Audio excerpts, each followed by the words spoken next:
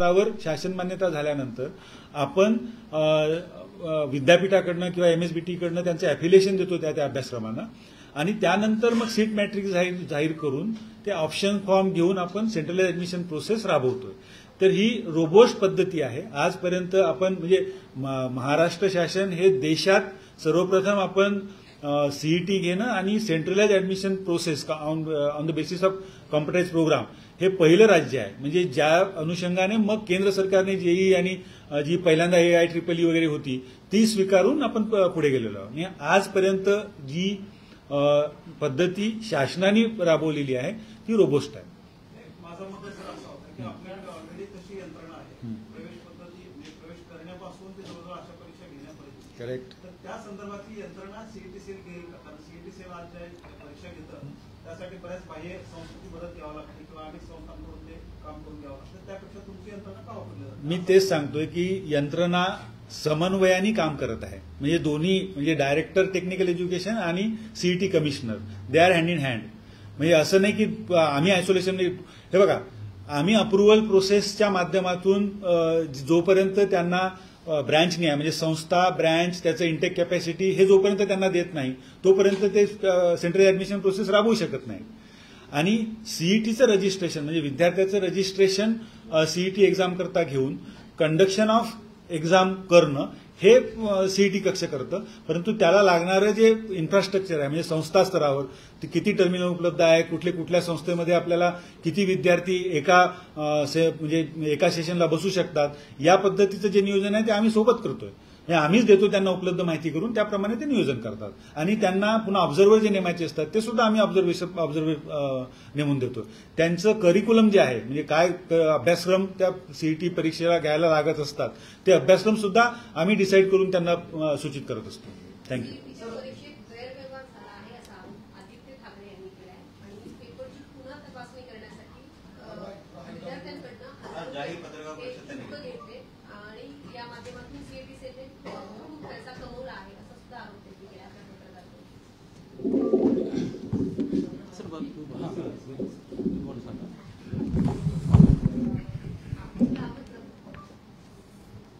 नाही, पहिला मुद्दा असा आहे की ऑब्जेक्शन ट्रॅकर जर आपण काय करतो आपण परीक्षा झाल्यानंतर आपण ऑब्जेक्शन ट्रॅकर टाकत असतो. म्हणजे ज्या ह्या जी उत्तरपत्रिका दिली त्याच्यामध्ये तुम्हाला काही ऑब्जेक्शन आहे का, आणि ऑब्जेक्शन जे आहे ते सिरियसली यावं. म्हणजे कुणीही उठून ऑब्जेक्शन करू नये म्हणून आपण ते 1000ची फी त्याला ठेवलेली आहे.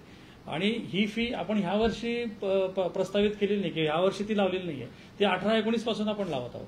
म्हणजे ह्या वर्षी जे काही आपल्याकडे आक्षेप आले त्या टोटल जे आपल्याकडे जे प्रश्न आपण उपस्थित केले म्हणजे प्रश्न 30 सत्रामध्ये साधारणतः 5100 प्रश्न होते, 5100 प्रश्न होते.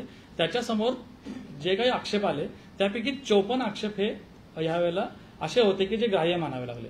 पाठीमागच्या वर्षी ह्याची संख्या 42 होती, त्याच्या पाठीमागच्या वर्षी काही 30-35 होती. म्हणजे दरवर्षी अशा तऱ्हेचे आक्षेप घेतले जातात. आणि कारण ही परीक्षा खूप मोठी आहे, ही 30 सत्रांच्या मध्ये 7 लाख विद्यार्थ्यांच्या मध्ये आपण घेतो आणि त्याच्यामध्ये आपल्याला प्रत्येक परीक्षेसाठी वेगळे 3-3 पेपर घ्यावे लागतात.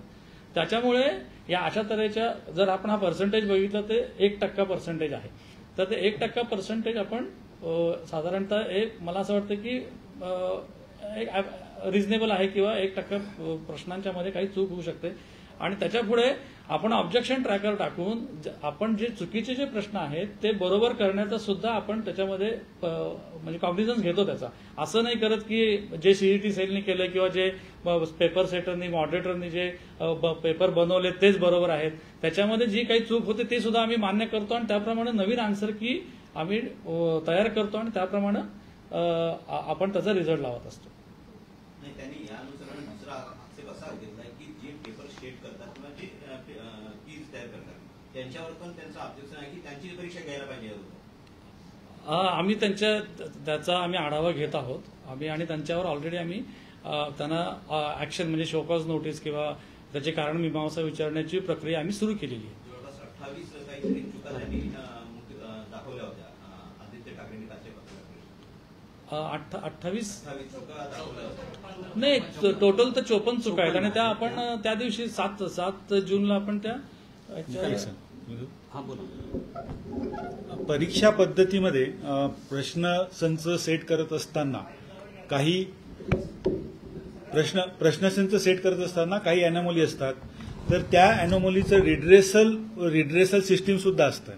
म्हणजे प्रश्न सेटर आणि मॉडरेटर यांच्या माध्यमातून जे प्रश्न जातात त्यानंतर सुद्धा काही अॅनोमली असेल तर त्या दोघांनाही एक कारणमीमांसा किंवा शोकाज देऊन आपण त्यांना डिबार करण्यापर्यंत जाऊ शकतो. म्हणजे सिस्टीम च्या पद्धतीने आपल्याला त्यांना एक पूर्ण प्रक्रिया राबवून त्यांना डिबार करण्यापर्यंत आपण जाऊ शकतो. आणि हीच पद्धती आपलं विद्यापीठात सुद्धा असतं. एमएसबीटी मध्ये सुद्धा आम्ही हीच पद्धती वापरत होतो.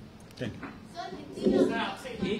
एक फक्त तुम्हाला ऍड आणखी महत्वाचा मुद्दा की ही का ट्रान्सपरंट आहे सिस्टम, आणि याच्यामध्ये जर तुम्ही स्वतः याचा सायंटिफिकली स्टडी केला, म्हणजे ही जी सिस्टम तयार केली आहे ना, हे जे मॉडेल पर्सेंटाईलचं तयार केलं गेलेलं मॉडेल आहे, हे मॉडेल कोणी अत्यंत एक्सपर्ट स्टॅटिस्टिशियननी केलेलं आहे.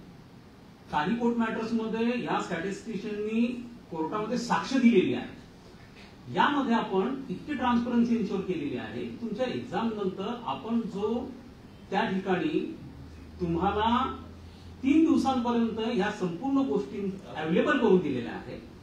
आपल्याकडे जो ऑब्जेक्शन ट्रॅकर आहे त्याच्या माध्यमातून त्या विद्यार्थ्याला ते रेकॉर्ड करता येतं. जर तो ऍक्सेस विद्यार्थ्यांना नसला असता तर प्रॉब्लेम झाला असता. तो मुलं दरवर्षी अशा स्वरूपाने काही ना काही, कारण बघा तुम्ही साधारणतः 30 बॅचेसमध्ये ह्या जर एक्झाम्स होत असतील, 7 लाख विद्यार्थ्यांच्या होत असतील, किती प्रकारचे पेपर्स हे त्यांना क्रिएट करावे लागते. माझ्या अंदाजाने ही संख्या 5,000च्या वरती जाते. त्यामध्ये आपण ह्या चुका आता बघतो की ह्या आलेल्या आहेत. यामधला त्यांनी तात्काळ त्या चुका आल्या इमिडिएटली त्याला रेक्टिफाय करण्याची प्रोव्हिजन आहे. त्या चुका रेक्टिफाय केल्यानंतर ज्या ऍक्सेप्टेड आहेत त्यांना तात्काळ ग्रेस मार्क देण्याची पण प्रोव्हिजन आहे. त्यामुळे हे इमिडिएटली रेक्टिफाय केले गेलेलं आहे. आणि ही प्रोसेस ही 2019 पासून अशाच पद्धतीने चालू आहे. हा मुलांना मोड उपलब्ध करून देण्यात आलेला आहे. त्यामुळे हे इतकं ट्रान्सपरंट वेनी सगळ्या गोष्टी झालेल्या असल्यामुळे या ठिकाणी तो स्कोपच नाही. पण इथं मॅन्युअल इंटरव्हेन्शनला कुठेही वाव नाहीये. हे सगळं सॉफ्टवेअर आहे, त्या माध्यमातून हे सगळं वर्कआउट केलं गेलेलं आहे. एक्सपर्ट्सच्या अनुसार झालेला आहे. मग याच्यामध्ये शंका कुशंका घ्यायला वाव का उरतो? म्हणजे या जर तुम्ही म्हणताय की चुकलं तर ग्रेस मार्क, अशी पद्धतीच निर्माण होऊ नये ना. मग आता ज्या पद्धतीने काही विद्यार्थी साधारणतः या रिझल्ट लागल्यानंतर आणि काही काळामध्ये सीईटी सेलला येऊन आयुक्त महोदयांशी चर्चा करतायत, पॅरेंट चर्चा करतायत, तर एक जनरल जी विद्यार्थ्यांच्या बाबतीमधली मागणी आहे की त्यांनी ज्या पद्धतीचे ऑब्जेक्शन काही रेज केलेले होते त्या ऑब्जेक्शन्सनुसार ते करेक्ट केले गेले का, त्यानुसार मग आम्हाला मार्क मिळालेत का, हा एक पहिला पार्ट. दुसरं, मग आम्ही टॉपर्स आहोत, त्या बॅचेसचे टॉपर्स आहेत तर त्या टॉपर्सची नावं की त्यांनी घोषित करणं. तिसरा, साधारणतः पर्सेंटाईल प्रकार हा जरी थोडा टेक्निकल नेचरचा असला तरी तो कशा पद्धतीने काढला जातो, या बाबतीमध्ये मुलांचे काही प्रश्न आहेत. पण याविषयी स्वतः आयुक्त महोदय सांगते इतकी ट्रान्सपरंट वेने आपण ते केलेलं आहे. मुलांना ते मार्क्स त्यांचे ऍड केले गेलेले आहेत, काय आहे त्या संदर्भात आता आयुक्त महोदय पण तुम्हाला सांगतीलच. परंतु ही बाब मात्र अगदी या बाबतीमध्ये अशोड आहे की त्या मुलांचं तो तात्काळ त्यांनी जे ऍक्सेप्ट केले गेले, साधारणतः 1400च्या आसपास वगैरे त्या क्युरीज रेज केल्या गेलेल्या होत्या ज्याच्यामध्ये त्या ऍक्सेप्टेड होत्या. ते काही बरेच रिपिटेशन्स वगैरे त्याच्यामध्ये होते. काही एकाच प्रश्नाला अनेक विद्यार्थ्यांनी तो इश्यू रेज केलेला होता. साधारणतः 54 तर होत्या, तर 54 इमिडिएटली रेक्टिफाय केलं गेलेलं आहे. तुम्ही जे म्हणता आहात ते विद्यार्थ्यांना आम्हाला जे आम्ही रेज केलं गेलेलं ते ऍड झालं आहे का, आणि ओव्हरऑल पर्सेंटाईल सिस्टम काय आहे अशा स्वरूपाचे आहे. परंतु कुठेही काही गैरप्रकार झालाय किंवा विद्यार्थ्यांना काही मार्क कमी दिले गेलेत असा कुठे ऑब्जेक्शन नाहीये, जो सूर आम्ही स्वतः बघतो. म्हणजे जे विद्यार्थी किंवा पालक आता सीईटी सेलमध्ये येत आहेत आणि इंटरॅक्शन करतात त्याच्यावरनं जो आम्हाला जाणवला ते तुम्हाला आम्ही सांगितलं. आता त्याच्यामध्ये कशा पद्धतीने भविष्यामध्ये रेक्टिफिकेशन केलं जाईल खुद्द तुम्हाला कमिशनर महोदय सांगतील.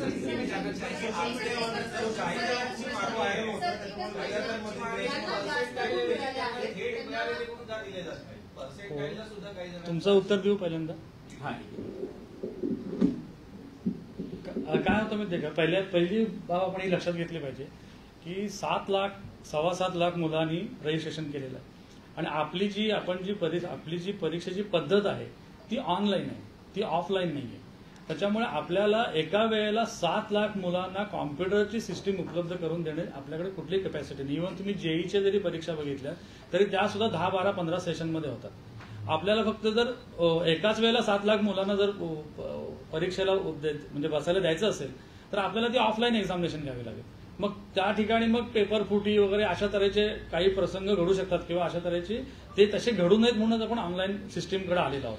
आणि त्याच्यामुळे काय होतं, आपण फक्त पुणे, मुंबई किंवा साधारणतः नाशिक वगैरे ह्यांचा विचार करतो, परंतु आपल्याकडे गोंदिया, वाशिम, हिंगोली ह्यासारखे सुद्धा जिल्हे आहेत की ज्या ठिकाणी अशा प्रकारच्या ज्या सुविधा आहेत त्या कमी आहेत, परंतु तिथून जे लोक जी मुलं अप्लाय करतात त्यांची संख्या जास्त आहे.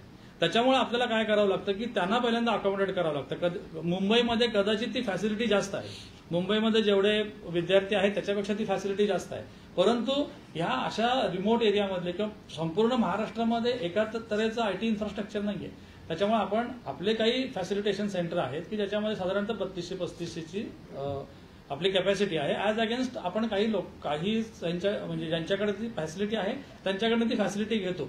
आणि कॉम्प्युटरच्या सिस्टीममुळे जी येणारी ट्रान्सपरन्सी आहे, कारण त्याला तो पेपर क्लिक केल्यानंतर त्याला तो पेपर दिसतो, त्याचं ते वेळ ठरलेली असते. 90 मिनिटांमध्ये त्याचं फिजिक्स आणि केमिस्ट्री होतं, पुढच्या 90 मिनिटांमध्ये 90 मिनिटांनंतर तो पेपर जातो आणि ऑटोमॅटिक 180 मिनिटं झाले की त्याचा पेपर जो आहे तो सबमिट होतो. मग त्याला सबमिट करावं लागत नाही. एवढी जर आपल्याला ह्या पद्धतीची जर ट्रान्सपरन्सी किंवा ह्या पद्धतीचं कुठल्याही प्रकारची पेपर फूट होऊ नये किंवा त्याच्यामुळे जे विद्यार्थ्यांचं नुकसान होतं पेपर फुटीमुळे ते होऊ नये ह्याच्यासाठी हा एक कॉन्शियस डिसिजन घेतलेला आहे गेल्या 4-5 वर्षापासून. आणि त्याच्यामुळं एकाच वेळेला 7 लाख विद्यार्थ्यांची परीक्षा घेणे शक्य नाही. जेव्हा कधी भविष्यामध्ये मला माहिती नाही की एका वेळेला 7 लाख विद्यार्थ्यांची जेव्हा कधी येईल त्यावेळेला कदाचित 10 लाख विद्यार्थी बसतील, मग त्यावेळेला तो आपल्याला विचार करता येईल. परंतु आजच्या आपलं जे आयटी इन्फ्रास्ट्रक्चर जे आता करंट आहे त्या करंट आयटी इन्फ्रास्ट्रक्चरमध्ये इतक्या विद्यार्थ्यांची संख्या घेणे शक्य नाही. त्याच्यामुळे आपण काय करतो, साधारणतः जर 30,000ची कॅपॅसिटी असेल तर त्यातले काही कॉम्प्युटर खराब होतील ह्याचा विचार करून साधारणतः आपण 26-27,000 हे ह्या वर्षी आपण म्हणजे असं तुम्ही बॉलपार्क धरू नका की पाठीमागच्या वर्षी हे होतं. ह्या वर्षी जेवढे विद्यार्थी आहेत ते विद्यार्थी त्यातून ऍक्च्युअली म्हणजे आपल्याकडं फॅसिलिटेशन सेंटर किंवा लर्निंग सेंटर वगैरे ती आपल्याकडे असलेली कॅपॅसिटी हे बघून आपण साधारणतः असा 26-27,000चा एक ग्रुप बनवतो आणि त्या ग्रुप मार्फत आपण ही परीक्षा घेतो. सर, ज्यांना कमी गुण मिळाले त्यांची पर्सेंटाईल जास्त आहे, ज्यांना जास्त गुण मिळाले त्यांची पर्सेंटाईल कम आहे, म्हणजे हा काय नक्की नाही असं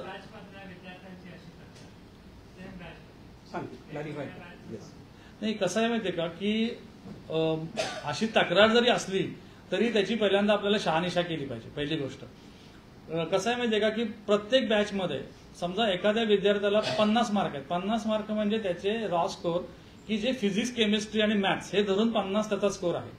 तर हा जो 50 स्कोर असलेले जेवढे विद्यार्थी आहेत त्या सगळ्या विद्यार्थ्यांना एकच पर्सेंटाईल आहे. त्याच्यामुळे म्हणजे मला अशी शक्यता फारच कमी वाटते की एकाच याच्यामध्ये, कारण ह्याच्याबद्दल असं कुठलंही कोणी आमच्याकडे असं हे आणून दिलं नाही की हे माझे मार्क आहेत. आणि कारण बेसिकली आपण रॉ स्कोअर डिक्लेअर करत नाही. त्याच्यामुळे काय होतं, विद्यार्थी कदाचित त्यांनी त्यांच्या उत्तरपत्रिकेवर असं त्यांनी अंदाज केला असेल की बाबा मला एवढे मार्क मिळत आहेत आणि तेवढे मार्क मिळत आहेत तर मला हा पर्सेंटाईल आला पाहिजे होता, कारण माझ्यापेक्षा कमी मार्क असलेल्या विद्यार्थ्याला हा पर्सेंटाईल आला ऍक्च्युली परीक्षेमध्ये. त्याच्यामुळं कदाचित त्याचा असा समज झाला असेल. आणि दुसरा माझा स्वतःचा अनुभव सांगायचा झाला गेल्या 3-4 दिवसामधला, तर असा पण आहे की ज्या विद्यार्थ्यांना अशा प्रकारचे पर्सेंटाईल बद्दल काही शंका होती की मला जास्त मार्क होते पण तुम्हाला पर्सेंटाईल कमी आलेले आहेत, तर त्या विद्यार्थ्यांना जेव्हा विचारलं आम्ही तर त्या विद्यार्थ्यांनी काय केलं होतं की ज्या 3 दिवसांमध्ये ही आन्सर की अवेलेबल करून दिली होती त्यांना, त्या काळात त्यांनी त्याच्याकडे बघितलंच नाही. आणि आज त्यांना असं वाटतं की मला एवढे मार्क पडायला पाहिजे होते. मी त्यांना असं विचारायचो की तुम्ही ते आन्सर की त्यावेळेला जेव्हा तुम्हाला तो विंडो ओपन होती तेव्हा ती बघितली का, तर ती म्हणायचे की आम्ही नाही बघितली. म्हणजे थोडक्यात काय झालं की त्यांचं तसं ते वाटत असावं. माझे जो ऍज फार ॲज सीईटी इज कन्सर्न, एका मार्क ज्याचा रॉ स्कोर 1 आहे असे सर्व विद्यार्थ्यांना एकच पर्सेंटाईल मिळालेला आहे. ह्याच्याबद्दल आपण निश्चिंत असावं. सर, सोशल मीडियावर खूप सारे व्हिडिओ नाही, एक आता त्याच्या संदर्भामध्ये जो आता एकच फक्त सोशल मीडियावर खूप सारे व्हिडिओ व्हायरल होतात, तेव्हा ते कारवाईसाठी भागवत तुमच्याकडे येतो. पण आता हा पर्सेंटाईल आणि रॉ स्कोरच्या बाबतीमध्ये प्रश्न जो आता रेज केला गेला त्याच्यामध्ये एक आणखीन आहे की आपल्याला पर्सेंटाईल सिस्टम का घ्यावी लागते. म्हणजे आपण साधारणतः 3 प्रकारच्या सिस्टम ह्या बघतो. पहिला सिस्टम आहे की रॉ स्कोर डिक्लेअर करा, त्यानुसार ऍडमिशन्स करा. दुसरं सिस्टम पाहतो आपण पर्सेंटेज सिस्टम. लक्षात घ्या किती पर्सेंट, तिसरी आहे पर्सेंटाईल. या तिघांमध्ये पण आपापलं स्वतःचं नेचर आहे. ज्या वेळेला आपण कोणतीही एक्झाम ही मल्टिपल बॅचेसमध्ये घेतो, जास्त संख्या असल्यामुळे, त्यावेळेला आपल्याला ज्या वेळेला मल्टिपल पेपर्स आपल्याला सेट करावे लागतात, त्यावेळेला प्रत्येक पेपरची जी काठिण्य पातळी आहे ही आपल्याला सिमिलर ठेवता येते. त्यामध्ये अगदी मायन्यूट फरक होऊ शकतो. त्यामुळे ऍव्हरेज प्लस जो त्याचा रॉ स्कोर आहे त्याच्या आधारावर करण्याऐवजी, कारण जर तुमची काठिण्य पातळीमध्ये अगदी 1-2% फरक असेल तर तो रॉ स्कोर जर आपण डिक्लेअर केला किंवा त्याच्या आधारावर जर आपण केलं ऍडमिशन्स वगैरे, तर तो त्या एका बॅच मधल्या काही मुलांवरती इंजस्टिस होऊ शकतो. म्हणून पर्सेंटाईल सिस्टम आपण का आणलेली आहे की एकूण ही गोष्ट गृहीत धरून की काठिण्य पातळीमध्ये फरक असू शकतो, त्यामुळे सगळ्यांना एक समान न्याय देता आला पाहिजे. हा त्याच्या मागचा सगळ्यात महत्वाचा भाग आहे. आणि तो केल्यानंतर दुसरं म्हणजे ज्या ज्या एक्झाम्स मध्ये मल्टिपल बॅचेस मधून घ्याव्या लागतात, म्हणून मी तुम्हाला अधोरेखित केलेलं आहे, जी JEE ह्याच पॅटर्न मधून जाते, अशाच पद्धतीने ती काही दिवस चालणारी मल्टिपल बॅचेस मध्ये चालणारी अशाच पद्धतीने पेपर सेट केले जातात आणि अशाच पद्धतीने सगळ्या गोष्टी काउंट करून रिझल्ट डिक्लेअर केले जातात. त्यामुळे ही सिस्टम मी तुम्हाला सांगितलेली आहे की ही फुलप्रूफ सिस्टम आहे. आणि का आपण रॉ स्कोअरच्या आधारावरती डिक्लेअर करू शकत नाही. आणि सगळ्यात महत्वाची बाब म्हणजे जे आता आयुक्त महोदयांनी सांगितलं, लक्षात घ्या की आपला प्रयत्न जरूर आहे. असं नाहीये की बॅचेस साईज वाढत नाहीये. लक्षात घ्या बॅचेस साईज ह्या साधारणतः 20,000 पासून सुरू झाल्या. आपली यावेळेसची बॅच साईज 26,000 पर्यंत चालली गेलेली होती. त्यामुळे बॅचेस साईज आपण वाढवायचा प्रयत्न करतो आहोत. हा पहिला मुद्दा. दुसरा मुद्दा, आपण आपले इन्फ्रास्ट्रक्चर डेव्हलप करण्याचा प्रयत्न करतो आहोत का? आहोत. साधारणतः टेंटेटिव्हली आपण एक धरून चालू की 40,000 ते 45,000 विद्यार्थ्यांची परीक्षा एकाच वेळेला. पण याला लागणारे कॉम्प्युटर्स म्हणजे तुमचे साधे कॉम्प्युटर्स लागत नाही. तो याला लागणारे एका विशिष्ट लॅब मधले, त्याला लॅब सिस्टम पाहिजे आहे, त्याची कनेक्टिव्हिटी प्रॉपरली पाहिजे आहे, ते ऍडव्हान्स लेवलची कॉम्प्युटर्स आहेत. अशा प्रकारच्या कॉम्प्युटर्स साधारणतः आपण 40,000 ते 25,000 विद्यार्थ्यांची अटेस्टेड एक्झाम घेऊ शकतो. 6-7 लाख विद्यार्थ्यांची घेता येणं हे भयंकर डिफिकल्ट आहे. पण यावरही आम्ही मार्ग काढलेला आहे. प्रतिवर्षी आपण ही आपली जी कॅपॅसिटी आहे ही इम्प्रूव्ह करण्याचा प्रयत्न करतो. या वेळेला आपण साधारणतः याच कॅपॅसिटीमध्ये 3,500 कॉम्प्युटर्स ऍड केलेले आहेत. त्यामुळे 3,500 आपली कॅपॅसिटी यावेळेला वाढलेली आहे. भविष्यामध्ये आणखीनही ते इन्फ्रास्ट्रक्चर आपण करण्याचा प्रयत्न करू. परंतु वन स्ट्रोक मध्ये एक्झाम घेणं आणि वन स्ट्रोक मध्ये जर घेतली गेली तर रॉ स्कोर हा पॉसिबल असू शकतो. परंतु जोपर्यंत वन स्ट्रोक मध्ये घेणं पॉसिबल नाहीये, मल्टिपल बॅचेस मध्ये आपण घेतोय, त्या वेळेला पर्सेंटाईल सिस्टम आपल्याला वापरावी लागणार.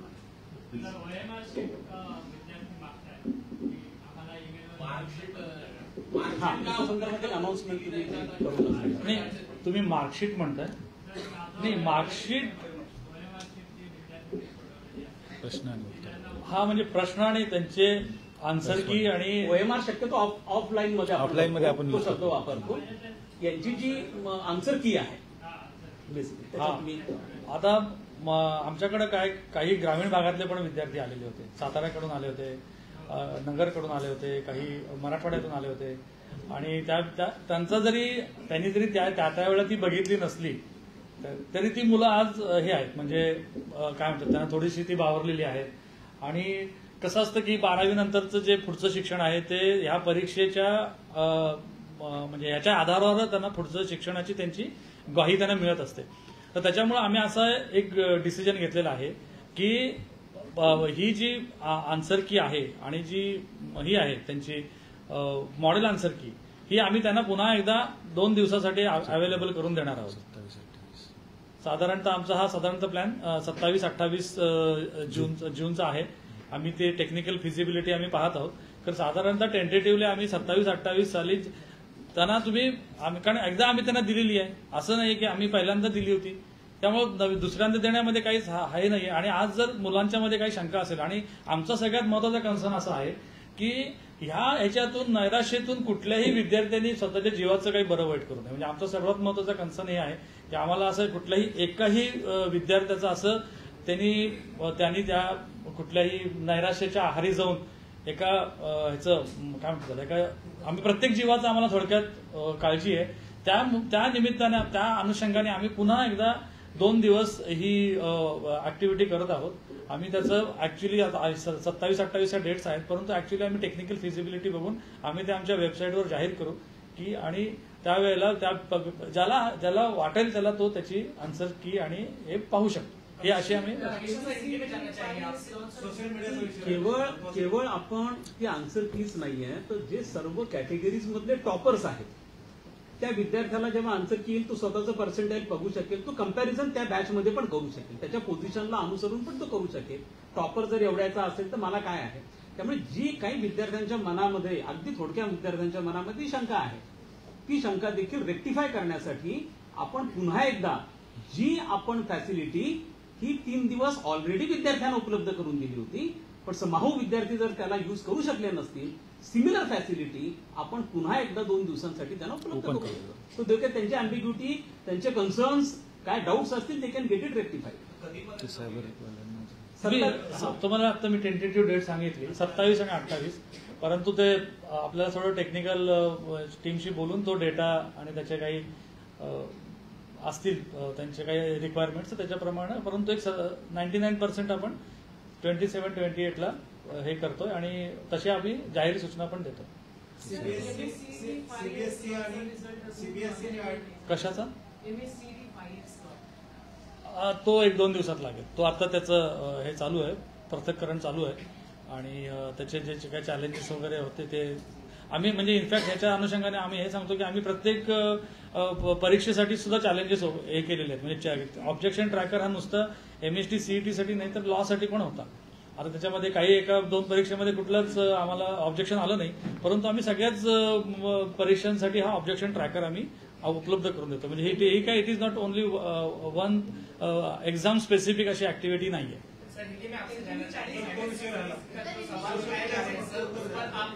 मैं इनका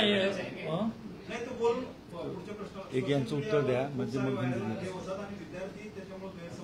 नाही, आम्ही त्याचा कॉग्निझन्स घेणार आहोत आणि सीबीएसई वगैरे खूप मोठी कारवाई हा आम्ही त्याच्यावर कारवाई करणार आहोत. आम्ही सायबर सेलकडे वगैरे ते प्रॉपर त्या केसेस रेफर करणार आहोत आणि त्याच्या अनुषंगाने जी काही कायदेशीर कारवाई आहे अशा अपप्रवृत्तींना आळा बसण्यासाठी जे खोडसाळपणे युट्यूब किंवा काही समाज माध्यमांच्यावर अशा काही रील्स टाकतायत त्यांच्यावर आम्ही ऍक्शन घेणार आहोत.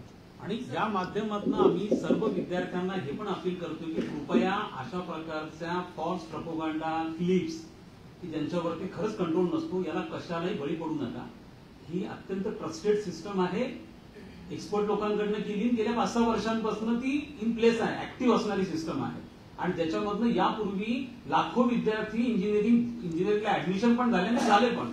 त्यामुळे ही काही सिस्टम आता इंट्रोड्यूस झालेली नाही, केंद्राच्या पातळीवर पण केली गेली, राज्य पातळीवर पण केली गेली. कृपया अशा कोणत्याही फॉल्स प्रोपोगंडाला, माहितीला विद्यार्थ्यांनी बळी पडू नये. अगदी त्यांना फारच शंका असेल तात्काळ सीईटी सेलला ते अत्यंत प्रोएक्टिव्हली सगळ्या त्यांचे क्युरीज ऍड्रेस करत आहे. तुम्हाला वाटलं तर त्यांना डायरेक्टली अप्रोच पण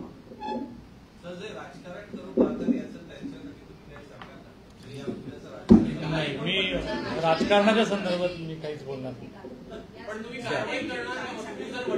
एक अत्यंत महत्त्वाची सोशल मीडिया म्हणत नाहीये मी, आपल्या सगळ्यांच्या निदर्शनाला आणून देऊ इच्छितो. मी फार कन्सर्न आहे, मी एक शिक्षक म्हणून तुमच्या सगळ्यांशी बोलतो आहे. आपण सगळेजण आपल्या विद्यार्थ्यांच्या भवितव्याविषयी बोलतो आहोत, शैक्षणिक भवितव्याविषयी बोलतो आहोत. आपल्यापेक्षा पण जास्त ते जे विद्यार्थी ज्यांनी प्रचंड कष्ट करून ही सीईटी एक्झाम दिली आणि ज्यांच्या भविष्यावरती सगळ्या गोष्टी, त्यांचं करिअर या सगळ्या गोष्टीवरती डिपेंड आहे. मला असं वाटतं, मनापासून असं वाटतं त्या कोणत्याही गोष्टींमध्ये आपण कोणत्याही प्रकारचं राजकारण आणता कामा नये. हा शिक्षणाचा भाग आहे, हा विद्यार्थ्यांच्या करिअरचा भाग आहे, हा त्यांच्या आयुष्याचा भाग आहे आणि आम्ही इतके संवेदनशील आहोत या सगळ्या बाबतींमध्ये. अत्यंत प्रोएक्टिव्हली आपलं राज्य या अकॅडमिक इयर पासून राष्ट्रीय शिक्षण धोरण 2020 या अँगलने इथं आणण्याचा प्रयत्न करते आहे. प्रत्येक विद्यार्थ्यांपर्यंत त्यांच्या वेलफेअरसाठी आम्ही पोहोचण्याचा प्रयत्न करतो आहोत. त्यामुळे आमच्याकडनं प्रत्येक गोष्ट ही विद्यार्थ्यांच्या शैक्षणिक हितासाठी आणि कल्याणासाठी करण्याचा प्रयत्न करतो आहोत. मला असं वाटतं की हे असं एक फील्ड आहे की जे फील्ड आपण कोणत्याही पद्धतीच्या अशा स्वरूपाच्या हितसंबंधांच्या आणि राजकारणाच्या पलीकडे जाऊन या गोष्टीकडे बघितलं पाहिजे. हा विद्यार्थ्यांचा करिअरचा प्रश्न आहे आणि आम्ही ओपनली तुमच्या समोर आलो, पण हा देखील एक ट्रान्सपरन्सीचाच माध्यम आहे. आम्ही तुमच्या समोर का आलेलो आहोत हे सांगण्यासाठी की ही सिस्टम आहे, ही फुलप्रूफ आहे. तुम्ही स्वतः चेक करा. मी याच्यामध्ये आणि आम्ही याच्यानंतरही इंटरॅक्शन करायला तुमच्यावर तयार आहोत, 1-to-1 इंटरॅक्शन करायला तयार आहोत. आमचे सगळे त्यामध्ये टेक्निशियन्स, एक्सपर्ट्स पण आहेत. आम्ही तुमच्या प्रत्येक क्युरीजला ऍड्रेस करू, परंतु या बाबतीमध्ये कोणताही चुकीचा मेसेज हा कृपया पसरवू नका, कारण ह्या विद्यार्थ्यांनी अत्यंत ट्रस्टनी एक्झाम दिलेली आहे. आपण अत्यंत 5-6 वर्षांपासून खूप उत्तम पद्धतीने ही सगळी प्रक्रिया राबवतो. रमेशा सर, हिंदी में बता दीजिए कि पेरेंट्स को आप किस तरह से मैसेज देना चाहेंगे और जो सवाल उठ रहे हैं एमएनसीईटी एग्जाम को लेकर उसके बारे में बताइए. मैं हिंदी में बात करने की कोशिश करूंगा. हिंदी इतनी मेरी शायद अच्छी नहीं होगी.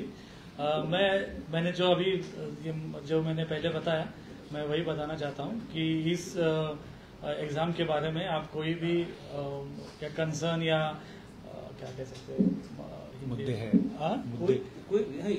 कोई एम्बिग्यूटी मत रखिए. और आप पहले से मतलब जो जहां से एग्जाम शुरू होती है, जहां से पेपर सेट होने से up to the declaration of the result, everything is transparent, and through proper technical aspects and what I can say through the guidance of the guidance of the experts, we are conducting the examination. It is all software based examination. There is no manual intervention in it, and therefore they should rest assured that this examination is foolproof, and as the examination is conducted as per the method which has been declared earlier before the start of the examination. मैं फिर से एक कोशिश करता हूं आपका हिंदी में जवाब देने की. क्या है कि ये जो प्रोफेशनल अभ्यासक्रम है, तो प्रोफेशनल अभ्यासक्रम के तहत हम जो प्रक्रिया जो मतलब 4-5 साल की जो पहले की बात हो रही है, मैं तो बहुत पहले जाना चाहूंगा, क्योंकि जब तंत्र शिक्षण संचालनालय निदेशालय हिंदी में बोलते हैं, वो उसके तहत जब हम ये सब सिस्टम इम्प्लीमेंट करते थे, तब से ये रोबोट सिस्टम बनाया गया है. और हर साल में जो हमें अनुभव आते हैं उससे हम शिक्षा लेके उसे हम सुधारने की कोशिश कर रहे हैं. तो ये सिस्टम जो है वो हर साल इम्प्रूव होकर यहां तक आया है. माननीय उच्च न्यायालय ने भी हमारी सराहना की है कुछ बारे में कि हम we are trying to give justice to each and every students. और इस तहत मुझे नहीं लगता कि कोई विद्यार्थी या कोई पालक के मन में कोई संदेह हो. अगर किसी के मन में कुछ संदेह है तो we are open for clarification on any of the issue. ऐसा कुछ इशू नहीं है कि जिसमें हम बैठ के बात नहीं कर सकते हैं. अगर आपके कुछ कंसर्न इसके ये प्रेस कॉन्फ्रेंस होने के बावजूद भी रहेंगे तो we are open for the discussion. और इंग्लिश में भी बोल देता हूं, in the government of Maharashtra we are implementing the process of this CET and central admission process right from the beginning. Rather, we are the first state in the country to implement this in a centralized manner through computer-based system.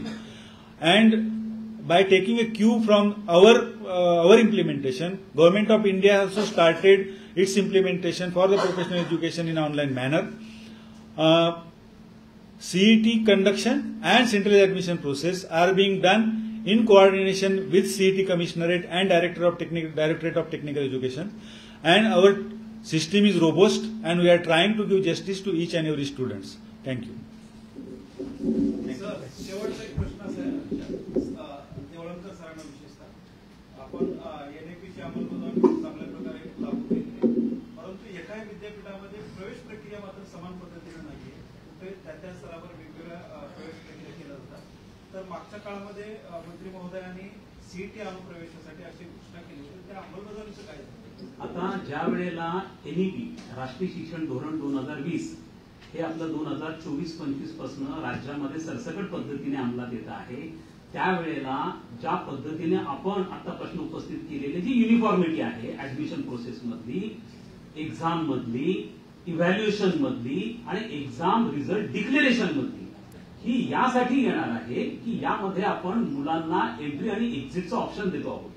Entry आणि एक्झिटचा जर option तुम्हाला द्यायचा असेल तर तुम्हाला semester pattern मध्ये, admission मध्ये, exam मध्ये, इव्हॅल्युएशन मध्ये आणि डिक्लेरेशन ऑफ रिझल्ट मध्ये सगळ्यांमध्ये युनिफॉर्मिटी आणावी लागणार आहे. आणि त्याच्यावरती सगळ्यात मोठं औषध हे राष्ट्रीय शिक्षण धोरण 2020 असल्यामुळे आता ही युनिफॉर्मिटी ज्याची आपण सगळीच अपेक्षा करतो आणि तुमच्या म्हणण्याला आमचा पूर्णपणे दुजोरा आहे की खरं आहे युनिफॉर्म पॅटर्न नाही आहे. म्हणजे मला कधी कधी आश्चर्य वाटते की युरोपियन युनियनच्या 28 देशांमध्ये युनिफॉर्म पॅटर्न असू शकतो, तर आपल्या राज्यामध्ये 13 विद्यापीठांमध्ये का असू शकत नाही. हाच कन्सर्न आहे. त्या कन्सर्नच्या दृष्टीने आमचे प्रयत्न चालले. जर तुमच्याकडे एनईपी अंमलात आल्या ही युनिफॉर्मिटी आलेली आपल्याला दिसून येईल. या संदर्भात जो काही खोड पसरवण्यात येतोय किंवा जो दिसतोय तो काही क्लासेस कडून करण्यात आला असा काही तुम्हाला संशय आहे का? एनईपीच्या बाबतीमध्ये अगदी सरळ 2 ते 3 साधे प्रश्न आपल्या मनाला विचारा. राष्ट्रीय शिक्षण 2020 म्हणजे काय? राष्ट्रीय शिक्षण 2020 म्हणजे मातृभाषेत शिक्षण देणं. राष्ट्रीय शिक्षण 2020 म्हणजे लवचिकता. राष्ट्रीय शिक्षण 2020 म्हणजे स्वातंत्र्य. राष्ट्रीय शिक्षण 2020 म्हणजे कौशल्य विकास. त्याच्यासाठी कोणाला विरोध असण्याचं काय कारण आहे? आपल्या सगळ्यांचा कन्सेन्सस आहे, तेच राष्ट्रीय शिक्षण धोरण 2020 आहे. हे काय वेगळं आपण सांगतो आहोत त्याच्यामध्ये? त्यामुळे हे विद्यार्थ्यांच्या हितासाठी आहे, हे तो विकसित भारत घडवण्यासाठी आहे. त्यामुळे मला असं वाटतं की आज ना उद्या विद्यार्थ्यांना कळणारच आहे, हे विद्यार्थ्यांपर्यंत मेसेज आहे. त्यावेळेला विद्यार्थ्यांकडूनच ही मागणी येणार आहे. आपण पहिल्यांदा युरोप आणि अमेरिकेच्या पॅटर्नवरती आपली एज्युकेशन सिस्टम आणण्याचा प्रयत्न करतो आहे. हा ड्रास्टिक रिफॉर्म्स आहेत, अत्यंत उत्तम पद्धतीने आहेत. सर्व स्टेक होल्डर्स पर्यंत आपण पोहोचलेलो आहोत. मग ते पालक असतील, विद्यार्थी असतील, संस्थाचालक असतील, प्राचार्य असतील, शिक्षक आहेत. तयारी उत्तम पद्धतीने झाली आणि अख्खं राज्य, सरकार, विद्यापीठ आणि महाविद्यालय, टीचिंग, नॉन टीचिंग सगळे एका स्पीचवरती ऍज अ टीम म्हणून आपलं हे धोरण अंमलबजावण्यासाठी आम्ही सगळेजण तयार आहोत. Sir, just want some information and for any of you to shed some light on the politicization of the matter where Aditya Thackeray has now reached Raj Bhavan and here the NT as well as the MNCET cell is in question. So based on that, what is your opinion on how to politicize that? In fact, we have already made it clear. Please don't try to politicize this issue because this is the education and this pertains to the future of the students. So we want it, completely aloof from this politicization. We need to be, all need to be, as a parent, as a human being, need to be very sensitive as far as this issue is concerned, and we, in fact, ensure all type of transparency measures. And this has not been happening for the first time. It has been going on since 2019, as our Mohit sir has rightly pointed out. This system is a foolproof system. This system is at the same time flexible system also. So we are accommodative for any type of suggestion. If in case you have, we will definitely try to rectify and work on that. But let me assure to all the parents and all the students that this is a foolproof system. We should have a trust in it, and we are extremely sensitive as far as their career is concerned. Thank you very much. विद्यार्थियों के लिए आपका क्या संदेश रहेगा हिंदी में जो social media पर कई सारे वीडियोस? देखिएगा, मैंने ऑलरेडी इस बात को क्लैरिफाई किया है. किसी भी तरह के फॉल्स प्रोपेगेंडा को आप प्लीज उसको इग्नोर कीजिएगा. जो भी चीजें हैं हम ट्रांसपेरेंटली आपके सामने आ रहे हैं. हमारे सबके नंबर्स आपके पास है. आप कभी भी आके हमको अप्रोच कर सकते हो. और किसी भी तरह का फॉल्स प्रोपेगेंडा को आपको विक्टिम नहीं होना है. और इस तरह की जो क्लिप्स हैं, आपको याद होगा कि नीट एग्जाम के बारे में भी इसी तरह के क्लिप्स कई सारे वायरल हो गए थे. And we are taking very serious cognizance of it and we will take the legal action against it. Thank you.